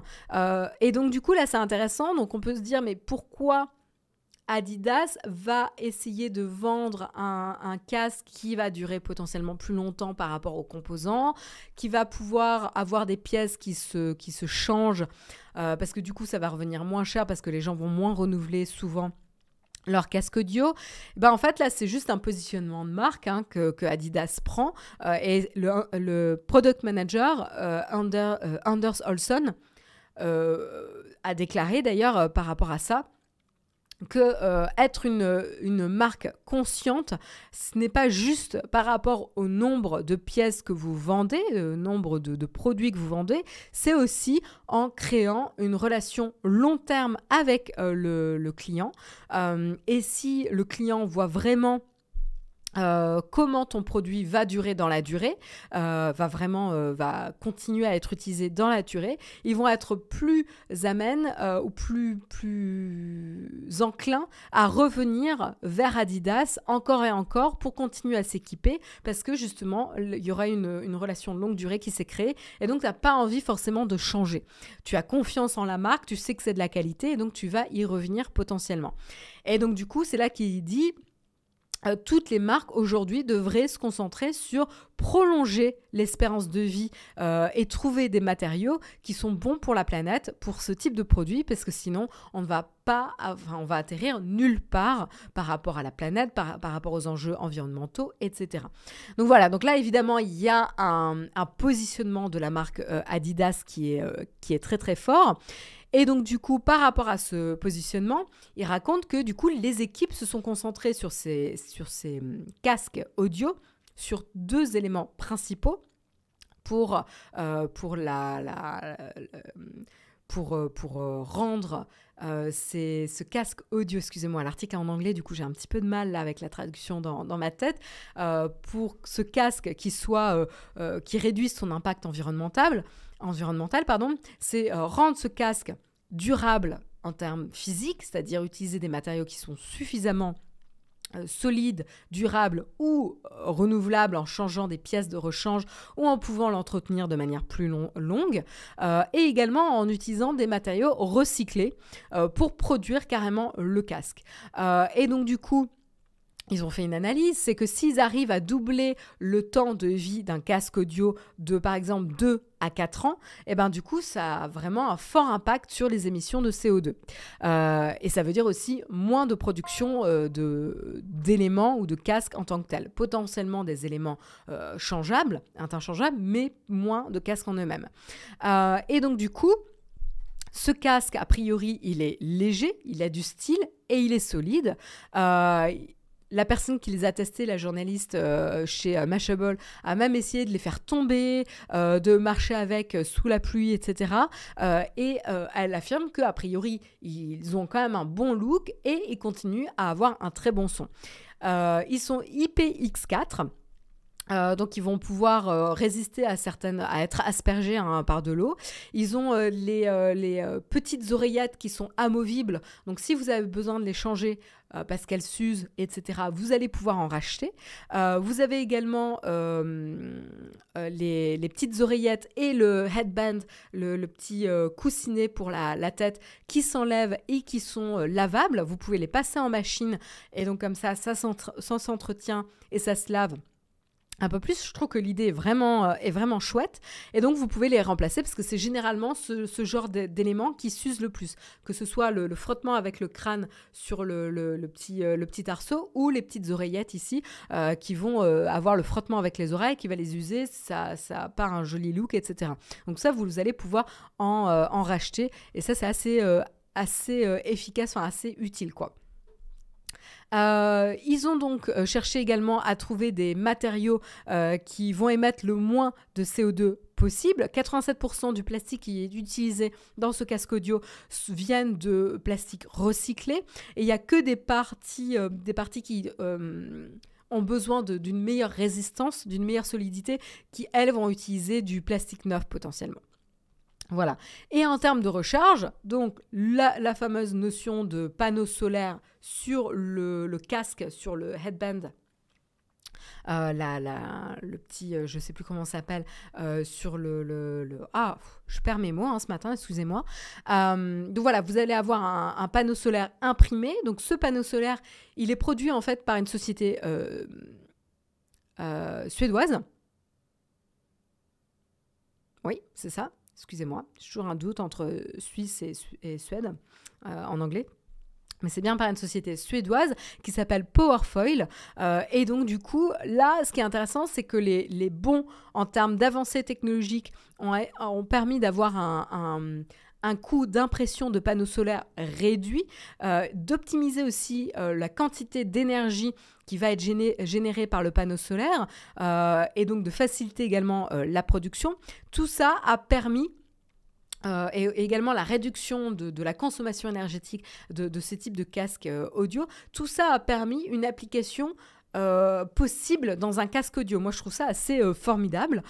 Et donc, du coup, ce casque audio va directement communiquer avec l'application Adidas Headphones qui va mesurer en milliampères en temps réel la recharge, enfin la charge ou la perte de charge ou la recharge avec la luminosité ambiante du casque. Donc du coup, ça, vous pouvez le contrôler facilement avec une application. Et donc du coup, à charge complète, le casque peut durer 80 heures. Donc ce qui est plutôt pas mal en termes de durée. Moi, je trouve ça assez honnête. Et pour les personnes qui l'utilisent majoritairement lorsqu'ils marchent dehors, qui vont aller donc marcher, se déplacer au sport, etc., ils n'auront jamais besoin finalement de les recharger, puisqu'en fait, le casque va se charger automatiquement avec la lumière ambiante, même si la luminosité n'est pas forcément optimale. Donc ça, c'est assez cool comme concept. Ça va vraiment changer notre quotidien. Vous n'allez même plus avoir besoin de penser à recharger un appareil électronique. Et ça, je trouve ça malin. Et donc, du coup, certes, la charge n'est pas super rapide, c'est ce que dit la journaliste, c'est-à-dire que on est tellement conditionné à pouvoir charger rapidement parce que comme ça, tu le branches et après, tu peux le réutiliser ou tu n'as plus forcément à y penser. Qu'en fait, oui, le fait que ça se charge lentement, ça peut stresser, mais finalement, elle a toujours maintenu un niveau de charge à environ 45% en moyenne de charge pour le casque en usage quotidien. Et elle n'est jamais tombée en dessous de 38% de batterie pour le casque audio. Parce qu'en fait, finalement, même si elle le pose sur son bureau, qu'elle marche avec dehors, etc., bah en fait, ça va capter la luminosité, même s'il y a une fenêtre et que ça tombe un petit peu sur le casque, ça va recharger, même si c'est lent, ça va continuer à recharger. Donc, je trouve ça assez intéressant comme changement d'usage ici pour le casque, quoi. Et d'ailleurs, à savoir que le casque audio n'est pas livré avec un chargeur. Alors, vous pouvez le demander et ça sera gratuit de la part d'Adidas, mais il n'est pas livré avec un chargeur. Donc voilà, je trouve que c'est assez intéressant, quoi. Alors après, vous avez un détail de fonctionnalité un peu plus précis pour pouvoir contrôler les opérations sur le casque, avancer, reculer, etc. Vous n'avez pas de réduction de bruit active sur ce casque. Donc attention, il n'y a que la notion de couverture de vos oreilles et de la pression exercée pour bien étouffer les bruits ambiants qui va fonctionner. Il n'y a pas de réduction de bruit active. Donc ça, pour ceux qui cherchent ça, c'est pas la peine d'y aller. Mais elle a dit quand même que ça isolait bien des bruits ambiants et que le son est très très bon. Donc voilà, donc si c'est quelque chose qui vous interpelle, que vous souhaitez tester, là je vous montre une dernière photo parce que je trouve que vraiment il a un chouette look comme casque, il est assez classe et que vous avez envie, vous, d'avoir un usage peut-être un peu plus conscient finalement de ce type de casque, eh ben, vous pouvez peut-être aller voir qu'est-ce que vaut le Adidas Sol. Alors en termes de prix, je ne vous ai pas partagé le prix dans la chatroom. Il va se vendre à $229. Donc ils sont vraiment dans la gamme haut de gamme ici de casques, surtout qu'ils n'ont pas de réduction active de bruit. Mais voilà, pour ceux que ça intéresse, moi je trouve que le produit est super, super intéressant. Et une phrase qui résume bien finalement l'intérêt de ce casque, c'est qu'ils ont un bon son. Ils sont faciles à utiliser et de manière plus importante, ils n'ajoutent pas de stress à votre quotidien. C'est-à-dire que il va enlever cette inquiétude constante de est-ce que j'ai assez de batterie, est-ce que je l'ai rechargé, etc., etc. Et ça, finalement, dans notre quotidien, ça peut vraiment avoir un vrai intérêt, un vrai avantage. Moi, je sais que c'est quelque chose qui me plairait beaucoup. Voilà. Donc, je lis un petit peu vos commentaires dans la chatroom. Alors, vous dites 229 €, ça pique, c'est trop cher.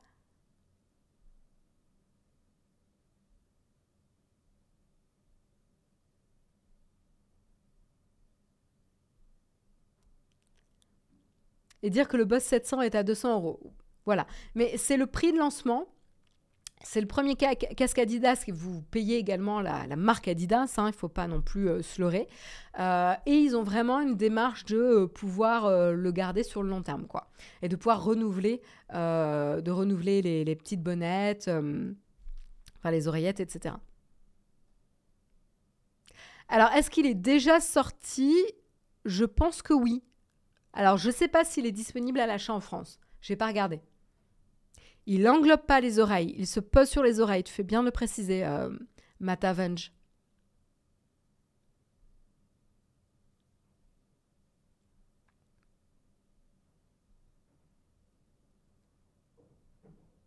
Voilà.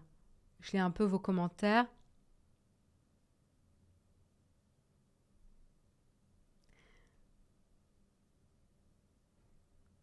C'est qui l'entreprise audio derrière Adidas? Écoute, je sais pas. J'ai pas l'information. J'ai pas l'information sur avec qui potentiellement ils auraient fait un partenariat pour développer la technologie audio qui sert pour les... Je regarde rapidement l'article si j'ai l'information quelque part. Mais non, j'ai pas l'info. La seule info que j'ai, que je peux vous dire, c'est la société avec qui ils ont fait un partenariat pour avoir le panneau solaire. Mais mis à part ça, j'ai pas l'information du partenariat son. Je regarde, hein, mais non. Ouais, voilà, j'ai juste la compagnie Powerfoil qui s'occupe du panneau solaire. C'est tout.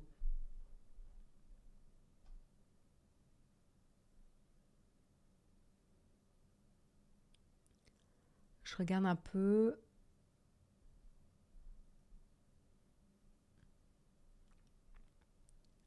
Concept intéressant tout de même. Ouais, moi je trouve que le concept est super intéressant.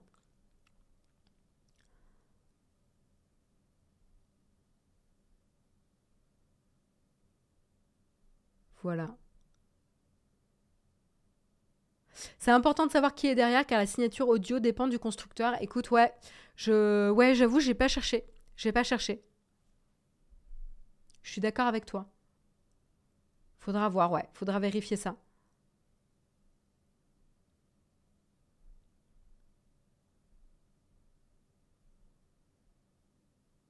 Voilà, voilà. Donc voilà, en tout cas, vous avez l'info sur ce casque. Si vous êtes intéressé, ou si d'ailleurs vous avez des modèles similaires qui sont sur le même principe, n'hésitez pas à les partager. Comme ça donne des bonnes idées et puis ça peut un peu changer vers quel type de produit on va se tourner quand on va renouveler son prochain casque audio.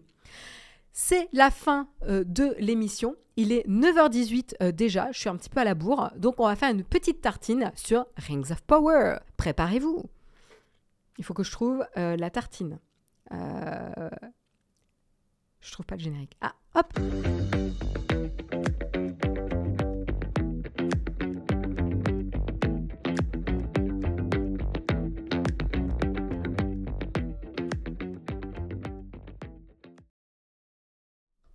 Et voilà, on termine l'émission avec une petite tartine sur la fameuse série événement d'Amazon Prime Video qui est Rings of Power, le préquel du Seigneur des Anneaux, voilà, ou même de Bilbo. Donc voilà, vous le savez. On va sûrement un petit peu spoiler. Donc je conseille à ceux qui n'ont pas regardé la série et qui souhaitent la regarder, ou ceux qui n'ont pas terminé la saison, je vous souhaite une excellente journée et de ne pas rester avec nous pour pas se faire spoiler. Donc je vous laisse le temps de partir tranquillement. Évitez les spoils dans le chat et moi je vais essayer d'éviter trop de spoils. Mais quand même, voilà, je vous laisse le temps de partir. Je vous souhaite une excellente journée. Vous retrouvez Jérôme demain matin. Et moi je vous retrouve la semaine prochaine, mardi. Voilà.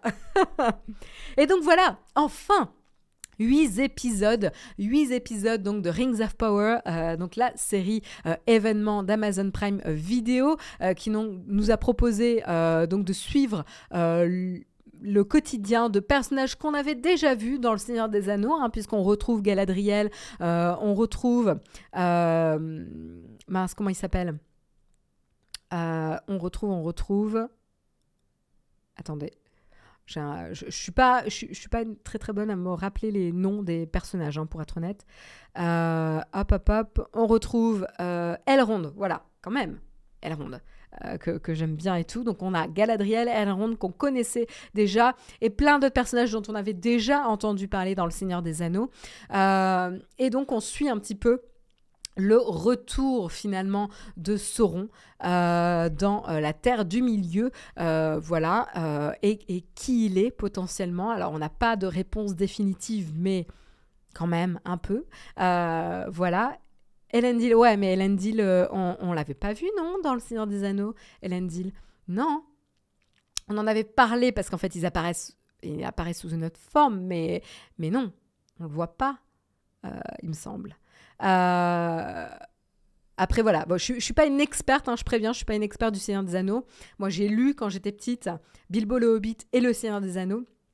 Mais j'ai pas lu le Silmarillion, j'ai pas lu tous les livres autour du lore, etc., qui vont creuser tout ça. Mais j'ai la connaissance de ce qu'on sait dans Le Seigneur des Anneaux et dans Bilbo le Hobbit. Donc, qu'est-ce qu'on sait? C'est que notamment, il y a plusieurs anneaux, hein, les anneaux de pouvoir, il y a plusieurs anneaux qui sont construits. Il y en a 3 pour les elfes, il y en a... Attendez, j'essaie de retrouver l'info pour pas me tromper. Mais malheureusement, j'ai 2 articles et c'est du coup difficile de naviguer entre les deux. Il me semble qu'il y en a 9 pour les hommes. Attendez, j'essaie de retrouver mon info. 7 pour les nains, ouais, c'est ça. 3 pour les elfes, 7 pour les nains et 9 pour les hommes. Tout ça géré par Celebrimbor, ou je sais pas, Celebrimbor, je sais pas comment vous prononcez. Et donc au total, il y a 19 anneaux de pouvoir. Donc c'est pour ça qu'on appelle la série Rings of Power, parce que c'est vraiment sur cette notion des anneaux de pouvoir. Et donc du coup, sur la première saison, elle couvre vraiment juste le début, finalement. On termine la saison sur la fabrication de 3 anneaux. Et qui en plus potentiellement ne respecte pas l'ordre chronologique dans lequel les anneaux étaient construits dans le lore du Seigneur des Anneaux. Bref, au-delà de ça, voilà, vous suivez quand même pas mal de personnages. Je reviens un petit peu sur les différents personnages qu'on suit. On suit donc... d'un côté, donc Galadriel, qui est un des personnages vraiment principaux qu'on suit. Elrond, donc elfe, Galadriel elfe et Elrond demi-elfe, enfin semi-elfe. Voilà. On suit Gil-galad, le roi elfe. On suit Celebrimbor, qui est donc le forgeron, star elfe. Chez les elfes en tout cas, forgeron très très très connu puisque c'est lui qui forgera du coup les anneaux de pouvoir. On suit Elendil, Isildur qui sont plutôt du côté de Numénor. On suit Tarmiriel aussi également du côté de Numénor. Pharazôn, je sais même pas qui c'est. Là j'avoue, quand j'ai lu l'article j'ai eu un trou. Je ne me rappelle pas quel personnage c'est. Voilà. Et on suit, c'est pas les seuls, hein, on suit les hobbits pieds velus, qui ne s'appellent pas hobbits hein, d'ailleurs dans la série. Et donc il y a... Mince, son prénom c'est... Nir ? Je me souviens plus du prénom. Nori, merci. Nori Erwan. Merci beaucoup de m'avoir aidé. Donc il y a Nori qu'on suit, qui va découvrir le fameux étranger humain qu'on a mis du temps à savoir qui c'est. On n'est pas encore super sûr de qui c'est, hein, en fait. Cet humain, ce grand humain qui tombe de l'étranger tombé du ciel. Hein. Et également, on va suivre Halbrand, roi des terres du Sud, ou plus. On va suivre Arondir, Bronwyn, Théo et Adar, elfe maléfique, voilà, Dissa ou bien Erienne, je sais même pas qui c'est.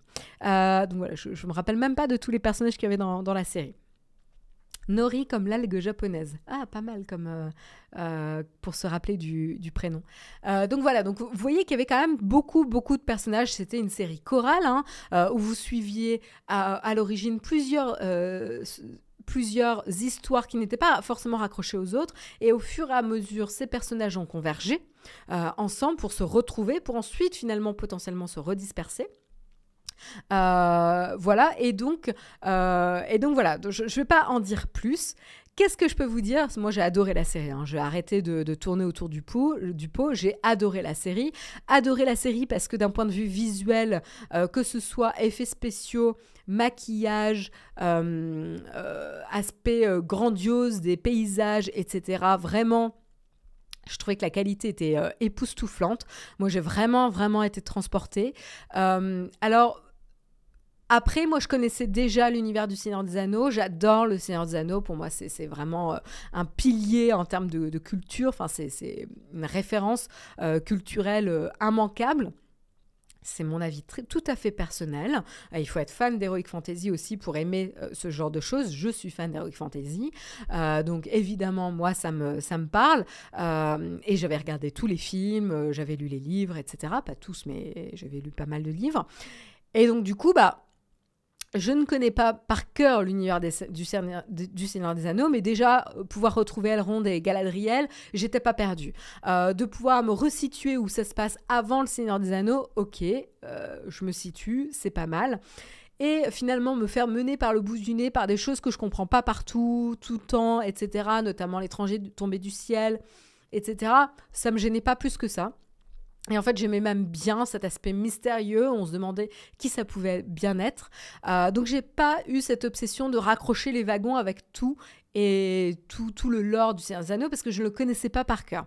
Donc, je comprends aussi que certains qui connaissent par cœur ou certains puristes aient pu être froissés par certains personnages ou certains changements de temporalité qui peuvent froisser parce que du coup, on a été élevé par une certaine temporalité qui n'est pas respectée complètement et à 100% dans la série. Après, pour tout ce qui est couleur de peau ou genre, là j'ai envie de vous dire, on est en 2022, heureusement qu'ils modernisent un peu. Donc oui, on a des femmes un peu plus que la normale. Non, les naines n'ont pas de barbe, voilà, et ça passe mieux à l'écran, je pense. En même temps, l'actrice était formidable, magnétique, enfin, je trouve qu'elle a été très bien castée. Oui, il y a des elfes black, enfin, voilà, oui, moi, je m'en fous, quoi, ça m'a pas choquée. Donc non, enfin vraiment tout cet aspect-là, je trouve ça plutôt bien, justement, ça modernise, ça permet à plus de personnes de s'identifier au personnage, de raisonner un peu plus, enfin vraiment je trouve ça bien. Ça, moi j'ai aimé, donc je vais pas revenir sur cet aspect-là. Mais voilà, ça m'a pas gênée. J'ai beaucoup aimé la relation entre Elrond et Durin, que j'ai trouvé, d'ailleurs, il n'est pas cité dans les personnages. J'ai trouvé ça très chouette, très feel good. J'ai trouvé la naine vraiment chouette, sa relation et la manière dont elle soutient, elle est aux côtés de son mari, très touchante. Donc j'ai trouvé ça vraiment bien. Galadriel est un peu tout feu tout flamme, plus que je ne l'aurais imaginé. J'avoue que je l'aurais joué un petit peu plus subtil, mais je pense qu'on avait besoin d'un personnage auquel on puisse plus facilement s'identifier. Et nous, étant humains, en effet, je pense que ça se tient. En effet, je l'aurais fait un peu plus contenu, mais elle est plus jeune dans la série, et donc du coup, elle a appris de ses erreurs, et c'est vrai qu'il y a une distance entre la Galadriel jeune et la Galadriel qu'on a pu voir dans le film. On retrouve quand même cet aspect où elle est quand même inquiétante, mais je l'aurais fait quand même un peu plus posée. Je suis d'accord avec les commentaires, elle est un peu too much, je la trouve un peu too much. Je trouve que Elrond a un peu mieux géré ce côté amitié avec les nains sans non plus être super démonstratif. Et je trouve que ça marche mieux. Mais en effet, on le voit moins aussi, donc c'est peut-être moins gênant. Voilà, mais bref, moi j'ai quand même adoré. J'ai trouvé la musique formidable, j'ai adoré le générique. Enfin bref, je suis complètement biaisée, hein, mais moi, j'ai vraiment kiffé. Et il y a ce côté épique qu'on retrouve. Enfin, vraiment, j'ai eu tous les ingrédients pour... Ok, on fait qu'en rencontrer des personnages... et j'ai envie de voir la suite. J'ai vraiment envie de voir la suite. Chaque semaine, j'étais impatiente qu'on soit vendredi pour la sortie du prochain épisode. Ouais, j'ai vraiment, vraiment, vraiment beaucoup aimé. Et vous en avez pensé quoi Alors, sans aller comparer avec Game of Thrones, enfin, les Targaryen, là, parce qu'en fait, je trouve que c'est pas tout à fait comparable. Alors, certes, les deux sont de l'heroic fantasy, mais je trouve qu'on n'est pas du tout sur le même registre.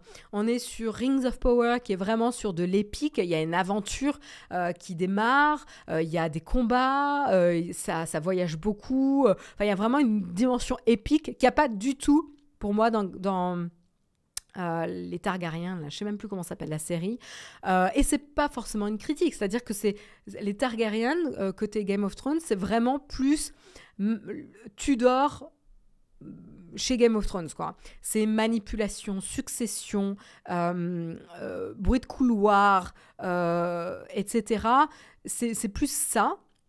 On voyage un petit peu, mais pas tant que ça, et on reste un petit peu avec les mêmes personnages. Il y a 3-4 personnages phares qu'on va suivre, alors que finalement, il y a beaucoup, beaucoup plus de personnages côté Rings of Power, avec ses avantages et ses inconvénients. C'est quand même beaucoup plus difficile en termes de suite. Mais voilà, donc moi, je pense que les deux séries sont pas comparables. On peut les comparer en termes de budget, de qualité de réalisation, etc. Mais en termes d'intrigue, c'est pas le même registre. Voilà, donc j'ai pas forcément envie d'aller... House of Dragon, voilà, c'est ça le nom de la série, merci. Et donc, du coup, je regarde un peu vos commentaires dans la chatroom. Alors, je reviens un peu... Oui, voilà, Claricule, je comprends pas pourquoi on compare avec House of Dragon. Je pense que c'est parce que c'est de l'heroic fantasy et que on n'a pas souvent... ou beaucoup de séries d'heroic fantasy. Donc, dès qu'il y en a deux en parallèle, on va forcément avoir envie de les comparer. Sauf qu'en effet, comme tu l'as dit, c'est vraiment pas le même registre. Elrond malicieux, j'aime beaucoup. Il faisait trop froid dans Le Seigneur des Anneaux. Ouais, après il s'est un peu déridé quand même, Elrond, à un moment donné.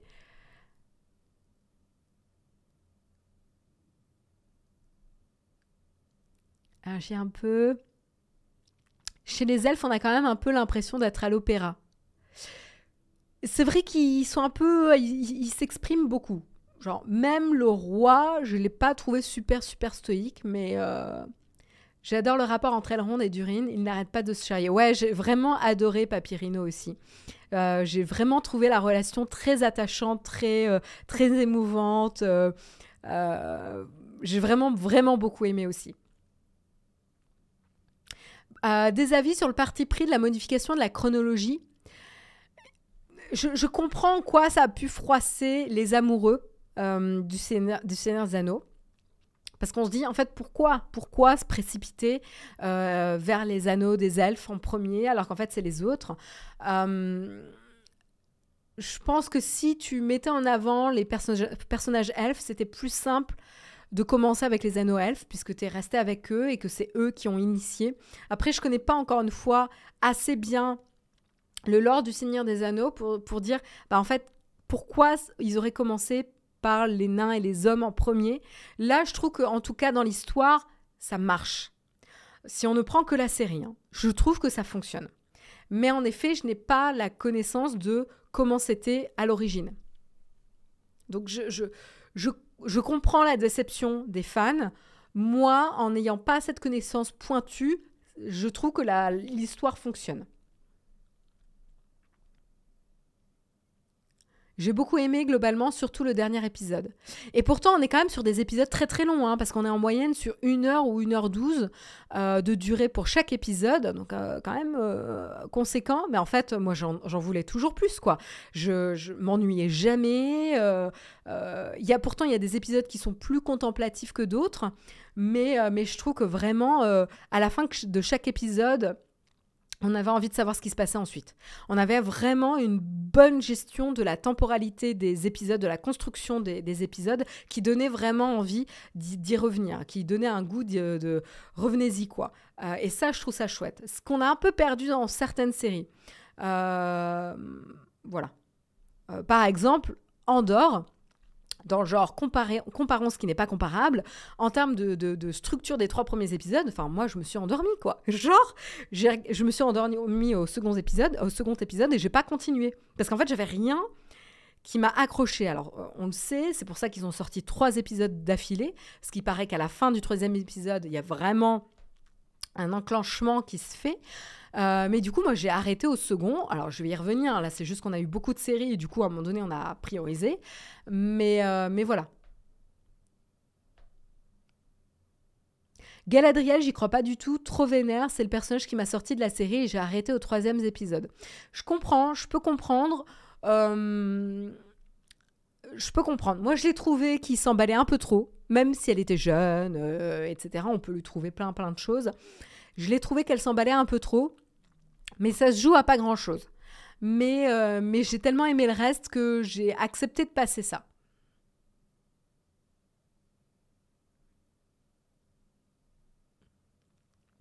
Le scénario est très simple en effet, mais il faut bien installer le lore. Oui, ça m'a pas gêné la simplicité du scénario dans la mesure où on faisait connaissance avec toute une galerie de personnages et on posait un petit peu le contexte et moi j'aime bien. J'aime bien quand on prend son temps pour installer l'univers, les personnages, les relations entre les personnages. Là, il y a une relation très intéressante entre Elrond et Galadriel. Donc ouais, moi je trouve ça chouette. Pareil, Galadriel qui va apprendre de ses erreurs, qui apprend à se méfier, etc. Je trouve ça intéressant. Le fait qu'elle a flirté avec les forces maléfiques, etc. Ou qu'elle a été attirée par certains personnages et que ça se trouve ne pas être forcément un hasard. Je trouve ça très intéressant.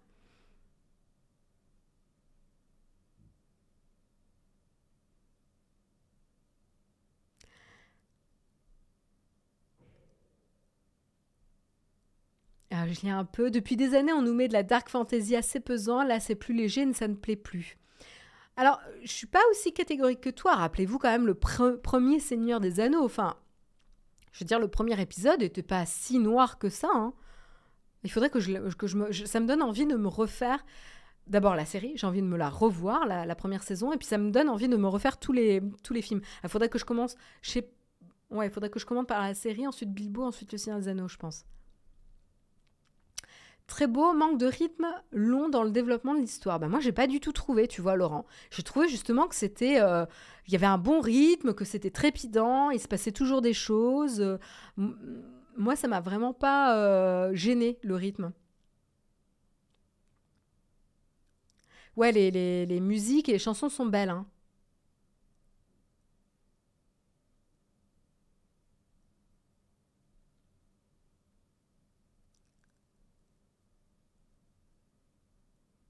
Alors, je lis un peu. 8/10 sur IMDb.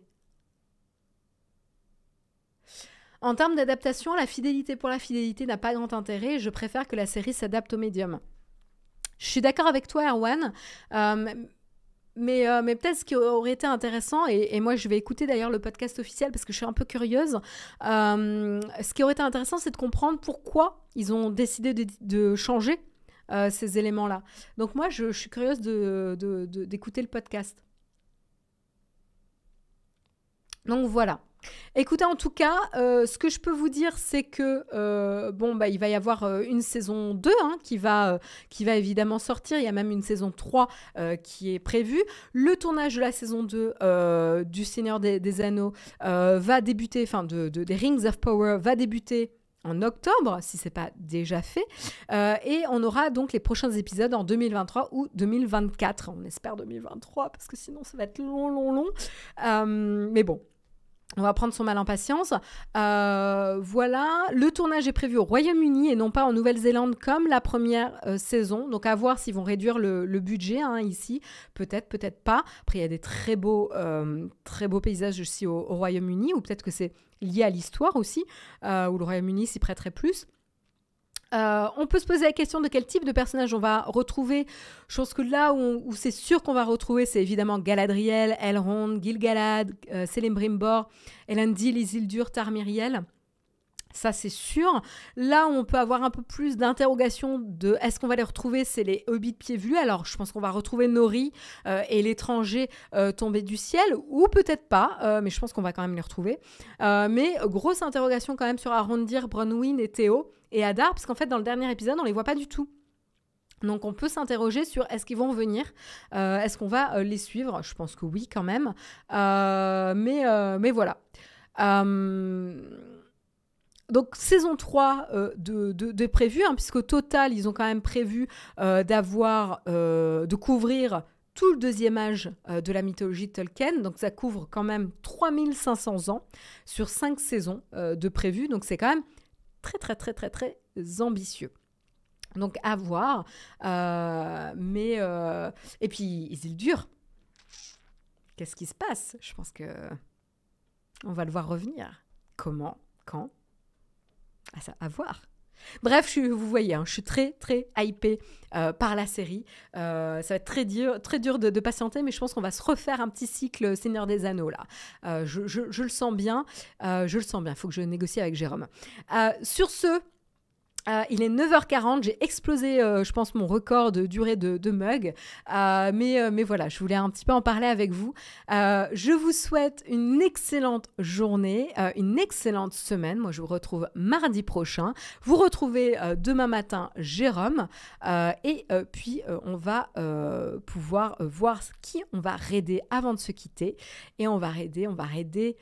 Allez, on va passer, après avoir fait se régaler les yeux avec le Seigneur des Anneaux et Rings of Power, on va continuer à se régaler les yeux avec Pépipin. Une très bonne journée à tous et à bientôt.